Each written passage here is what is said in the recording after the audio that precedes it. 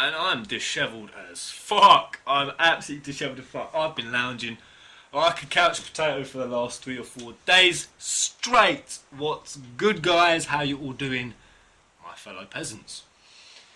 So I've been very lucky. I've had this week off work, not specifically for E3. Girlfriend fucked off abroad, left me holding the deck, which, as you can imagine, with E3, being around E3 time, no complaint here. Absolutely no complaint here, but I'm dishevelled. I've been eating like a pig over the last couple of days. I've had guys around.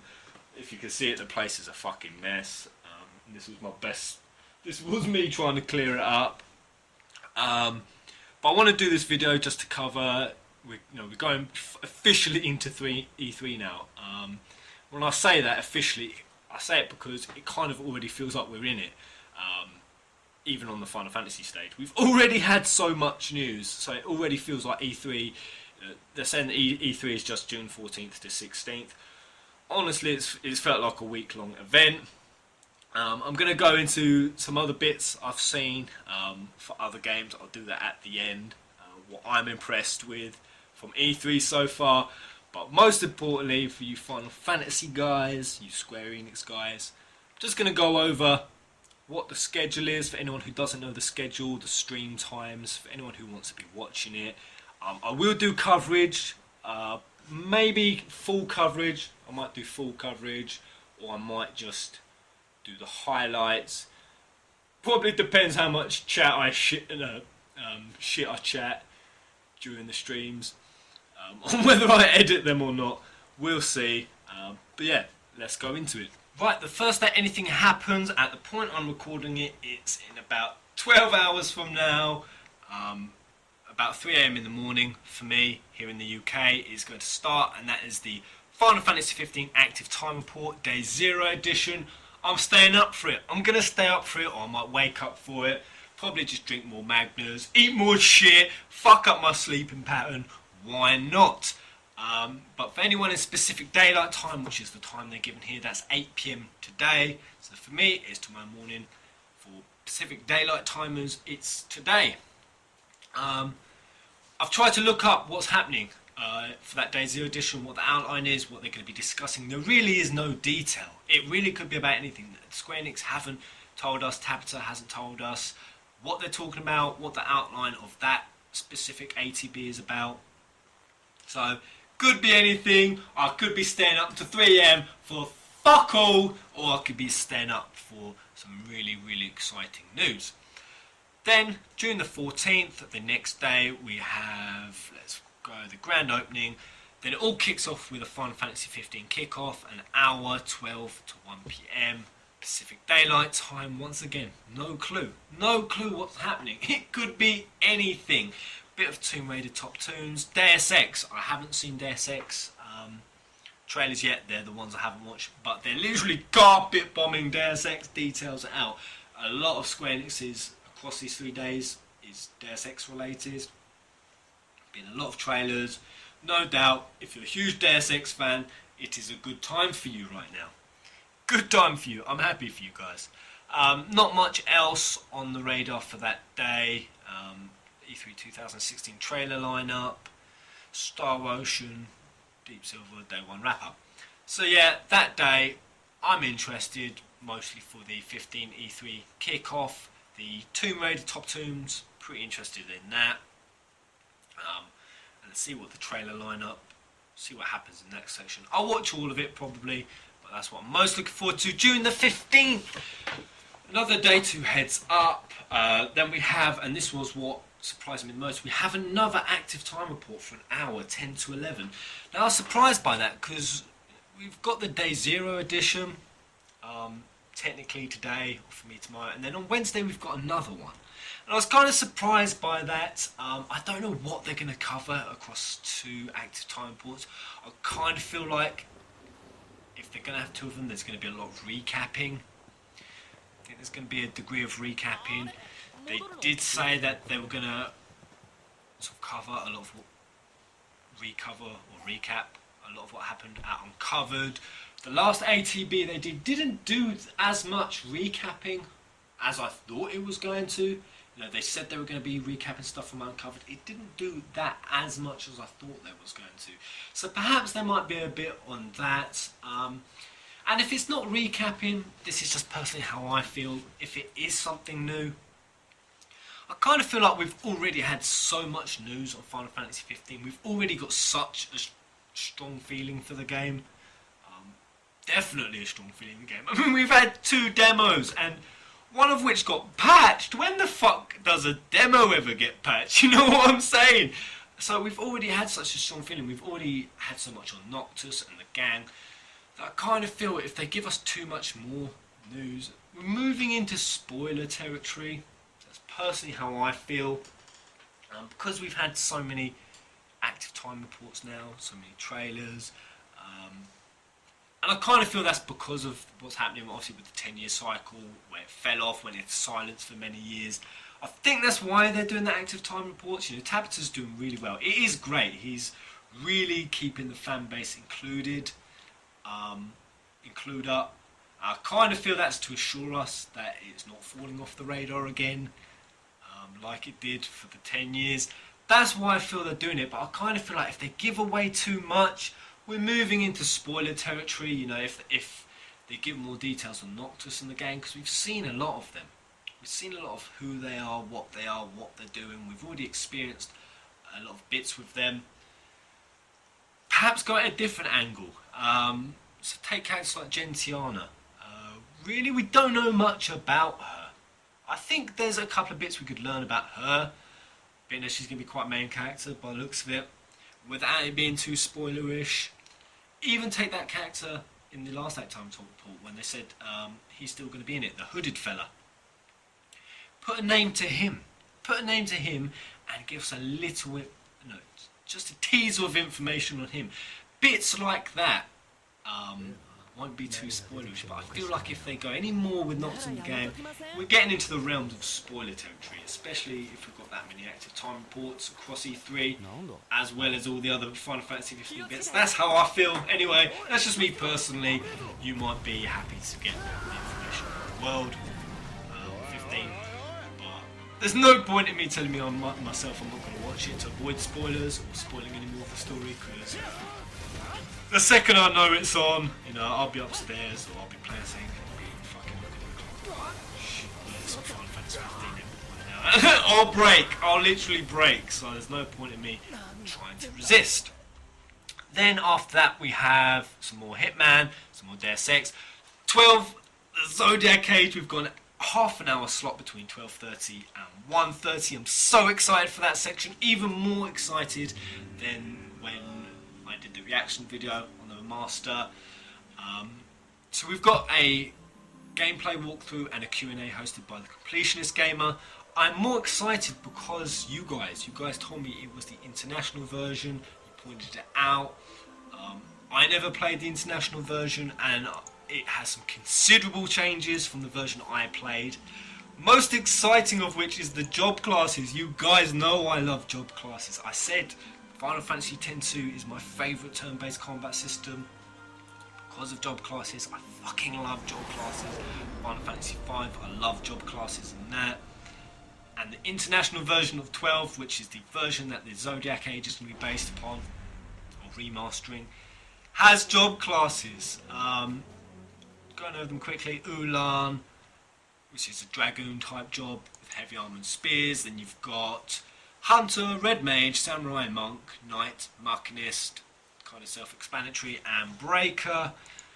Breaker is... they use axes and hammers as their primary weapons and are protected by heavy armor with shields. Sick. I fucking can't wait for that. I can't wait for that Q&A section. And just to see a bit of that playthrough. Hopefully we get to see some of those classes, some of that combat, some of those class systems. That's what I'm most looking forward to. Then a Final Fantasy 15 E3 special mission playthrough, plus Final Fantasy 15 Universe. So, this was new news when this came out. An E3 special mission playthrough. What they mean by special mission, I don't know. Whether probably one that won't then be included in the game. Or perhaps it won't. It's kind of confusing because they did this with episode Dusky. They said that nothing in episode Dusky. Originally they said that nothing was going to be in the game. And then they later came back and changed that. And that parts of episode Dusky will still be in the game. So they kind of made that unclear. So how that's going to be with this special mission playthrough, whether that be in the game, we'll just have to wait and see. We'll just have to wait and see. Straight after that we have some Brave Exvius. Again, I'm going to watch it, even though that is definitely mobile. It's definitely mobile. I checked it up. World of Final Fantasy, when I found out that's PS4, but not just a handheld. I was so hyped, and I was kind of hoping to be the same for Brave Exvius, but unfortunately no. Brave Exvius is going to be just mobile. But I'm still going to watch it. I'm still going to be watching it. This is like Square Enix's slot to sell a mobile game to me. This is their slot. I'm going to be open-minded and hopefully they can convince me. I mean, it would have to look dope for them to convince me to commit myself to a mobile game. It would have to look absolutely fly. But see how they do. Kingdom Hearts 2.8, saw the trailer for that. That's looking actually epic. Epic. Final Fantasy 14. Letter from the producer. What I'm most looking forward to there, or hoping for there, is they did announce that after Lightning made her appearance in Final Fantasy 14, they did announce that more characters would be making appearances, and I'm hoping in this section at some point we get some kind of reveal on that, about an iconic character from the franchise appearing in the MMO again. That's what I'm most hoping for, but once again, that's very open. Anything could be happening in that section for Final Fantasy 14. And I'm going to blitz through these as I realise I'm taking a while. June 16th, Thursday, Nier. Kicking off with Nier. I'm getting that. That's really intrigued me. As soon as I saw that, my head instantly with the art style went Shadow of the Colossus. Does anyone else get that? Is it just me? It reminds me so much of Shadow of the Colossus. Fuck! Shadow of the Colossus was such a sick game. It was absolutely epic. I fucking love Shadow of the Colossus, man. When I played that on PS2, the visuals blew my mind. I mean, it honestly, Shadow of the Colossus put an entire generation of games that came out on PS2 to fucking shame. You know, when I played Shadow of the Colossus on PS2 and I saw how good it looked, it just made me think, what the fuck have all you other games been doing? If Shadow of the Colossus can look this good, man, it put a generation of games to shame. And Nier really reminded me of Shadow of the Colossus from an art style perspective, and that's probably what I'm most drawn into that. So that section there, I'm gonna watch it, gonna hopefully get more hyped for it. I Am Setsuna, Deus Ex, once again more Deus Ex news, Just Cause 3, Mechland Assault, trailer lineup, World of Final Fantasy then, at 2:30 to 3 PM, that's when I'm most excited for. Next on that day, half an hour slot to get even more excited for World of Final Fantasy. Like I said, I'm not going to live stream it because my internet's an absolute arse at times. I'll probably find a way to fuck it all up. I've never live streamed before. I'll need a walkthrough guide of how to do that effectively. But I'll show my reaction to that. Have a chat as that's happening. Have a chat with you guys. Get a bit more into the world of Final Fantasy. It's coming out in October. It's time to board the hype train, and hopefully that slot gains us passage to it. Hitman, Deep Silver, Final Fantasy 15 top 15 questions with Tabata. 15 questions on 15 with Tabata at 4 PM to 5 PM for an hour Pacific Daylight Time. And then finally, the grand finale at 5 PM to 5:15, and I have most anticipation for that section. That is the section I'm most excited for, and the reason for that is if there's any chance we're going to get any 7 Remake news, I reckon it's going to happen in that section there. It's needless to say they're going to leave us on something exciting, something shocking, something great. They always do, as we're leaving the auditorium or clicking off the YouTube videos to keep us hyped as fuck. So I reckon if there's any chance we're going to get just the smallest bit of trailer or anything on 7, it's going to be in that section there. So If anything, guys, Thursday, June the 16th, get in on that 15-minute slot, because I think there's going to be something absolutely epic shown in that little section there. And that's about it. That's the schedule. So looking like a bloody good 3 days. Looking like a brilliant 3 days. Right, so what else has impressed me at E3? And what have I been doing my weekend? I'm just going to share it with you guys. Before I do that though, I just want to also say, that's not quite true. The other place we might potentially, or actually where it's quite likely we might see Final Fantasy VII Remake news, is at the E3 Sony conference, press conference. That's happening today at 6 PM. Once again, Pacific Daylight Time. So for me, that's 2 in the morning tomorrow. Going to be watching that. The fact that it was at the E3, Sony E3 conference last year where we got the 7 Remake announced, there's a good chance that it will be there. If it's not at the Square Enix one, good chance it'll be there. Just want to clear that up. Now, what have I been doing with my weekend? I'm going to start by saying, before I get into games, I watched the Warcraft movie. And guys, just want to give you my review on it very quickly. I played the game for 5 years, and after playing it for 5 years, I fell out of love with it hard. Hard, as in bitter. My detachment from WoW was bitter. I played it very bitterly through expansions, feeling more and more demoralised with every expansion from Cataclysm onwards. And Mists of Pandaria, really didn't like that. That's when I left. So I'm really bitter, feeling that they've not taken WoW down the right direction, down the right route. That's me personally. I feel like they fucked up the game. So I went to the WoW movie, I will admit, wanting to hate the movie. I wanted to hate it. I really did. I wanted to say they fucked up the game, they fucked up the movie, fuck you Blizzard, I'm out. But I went to it, after seeing the critic reviews, the dog shit critic reviews of 25-30%, thinking, yep, this is going to be a pile of shit. Guys, I don't know what the critics are fucking talking about. The film is dope. Oh my god, the World of Warcraft movie was epic.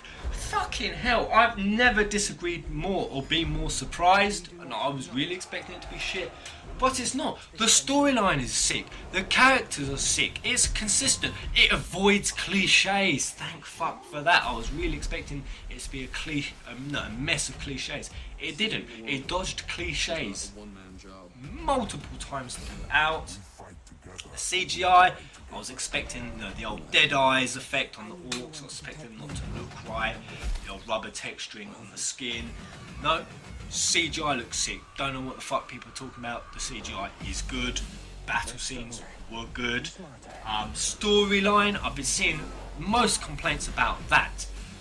And to be honest, you see that with most films. If the storyline ain't simple or cliche, it's convoluted.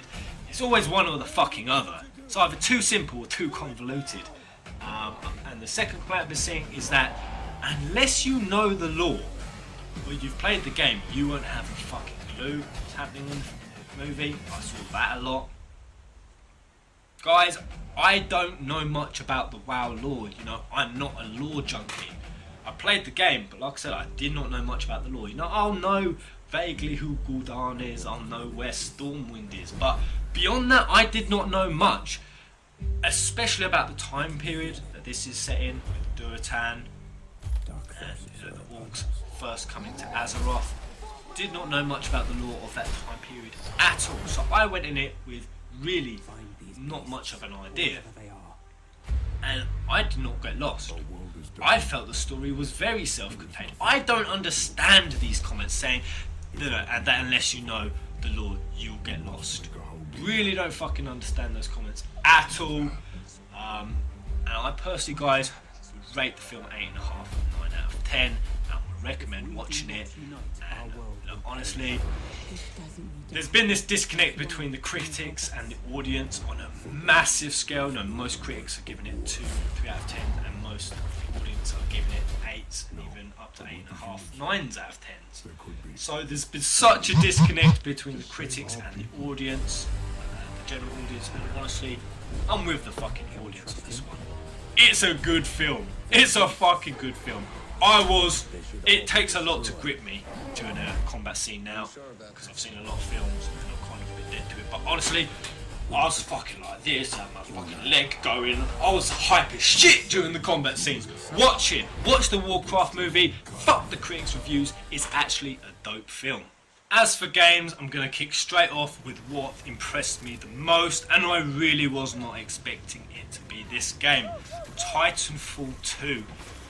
So I played Titanfall 1 back in the day, and it had about 30 to 40 hours of entertainment value, which was not enough, in my opinion, for that kind of game. It fell off very quickly. Titanfall 1, for me personally, it became very stale very quickly. So when I saw Titanfall 2 getting announced, I was expecting they're going to suit the suits up, and they're going to give the pilots, us guys on the ground with a lot more abilities, a lot more mobility, maybe even classes. Yep, they did all of that. They did what I expected. Gave the Titans swords, even gave them hand-to-hand fight skills. Great, but I still thought, no, I ain't going to play it, because they're not going to deal with the sort of falling off issue, with it becoming quite stale very quickly. But then they did it. There is a deep progression system. They announced there's a deep progression system, which is exactly what Titanfall 1 needed. So with Titanfall 2 having that, a deep progression system, on top of the swords, hand-to-hand fight skills, all the cool quirky new abilities that the pilots are getting, made me kind of interested. And then on top of that, they announced an offline campaign mode for Titanfall 2, and at first I thought, nah, that's going to be lame. And then they announced the story was going to be about the relationship between the pilot and the suit. I thought even more, nah, that's going to be lame. And then I saw the fucking trailer for it, the motherfucking trailer for it, and it was epic.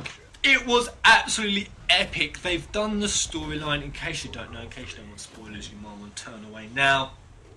They've done the storyline of the campaign mode from the viewpoint of the robot, of the machine, of the Titan itself.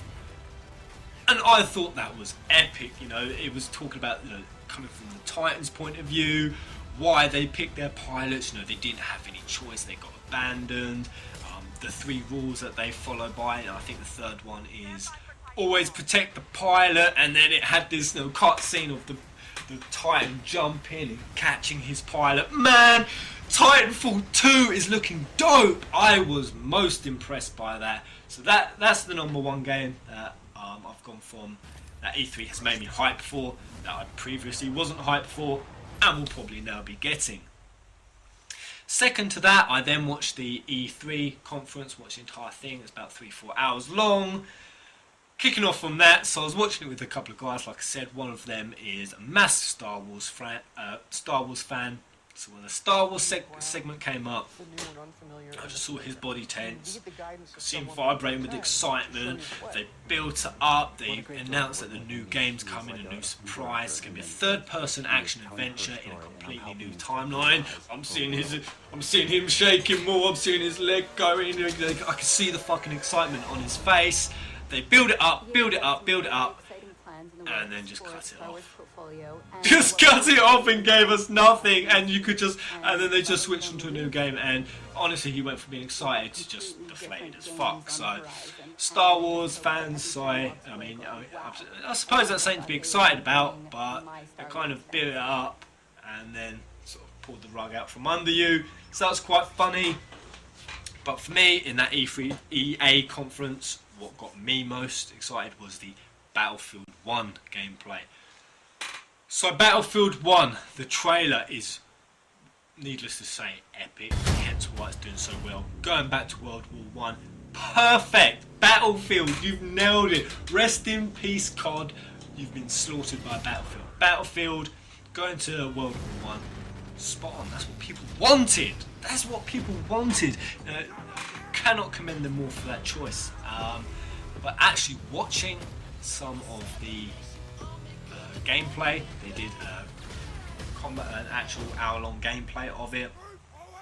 Watching that, I've gone from being kind of excited, yeah, we're going to get that Battlefield, to being, this looks fucking dope. This looks dope. So I was having a smoke with the guys. I went out, had a smoke. And when I have a smoke, you know, I'll listen to Snoop Dogg and Wiz Khalifa, because they're also probably two of the bigger ganja heads in the music industry.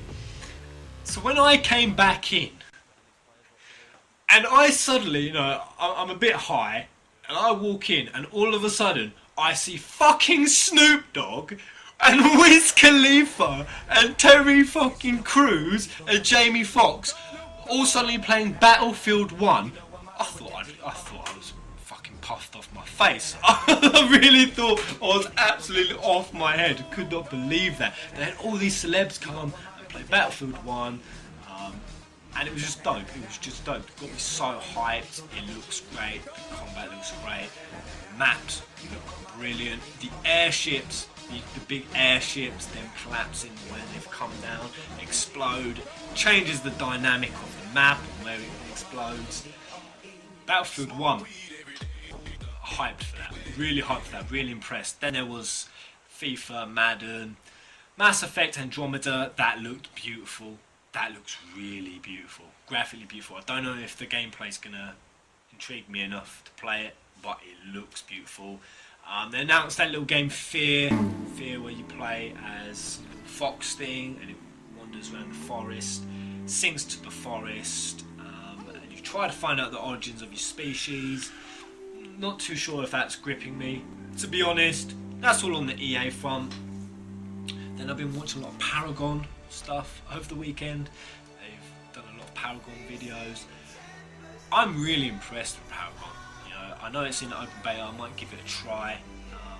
Just because I love that setup, that League of Legends structure, the 3 lanes, the jungle, and just the art style that Paragon has copied League of Legends gameplay. Let's face it. You know, with your Nexus and your turrets, and your jungle and your three lanes, but visually it looks great. The characters look great. So Paragon, I'm thinking, get in it. Very impressed with Paragon. Then I watched the Bethesda conference. That was about 2 hours long. That had Doom, Quake, Dishonored 2, Prey. None of those are my games, but was pretty impressed with them. So yeah, it's been a great E3. That's what I'm taking away from them. Most impressed by Titanfall, Battlefield 1 at the moment so far. Hopefully 15 can really bring us something great. Hopefully we get something on that 7 remake. And Warcraft movie, fuck the critics. If you're a critic and you've given the Warcraft movie, there was one critic who gave it a 0 out of 10. A 0 out of 10. If you're somehow watching this video, fuck you. You're a fucking twat. You're an absolute fucking twat. How can you give that film a 0 out of 10? You're off your fucking rocker. You're supposed to be a professional critic and you're giving it a 0 out of 10? Mate, when you give it a 0 out of 10, a film like that, you just lose all fucking credibility. You just lose all credibility, you know, and even the other scores of 2, 3 out of 10, 4 out of 10 does not deserve it. Does not deserve it. At the lowest, that film deserves a 5 or 6 out of 10 if it's not your cup of tea. But like I said, my personal view, 8.5, 9 out of 10. That's my weekend, guys. That's what's happening in the conference coming up. Stay tuned. I'm going to give my coverage and hopefully we're going to have a fucking good time. Until the next video, early in the morning.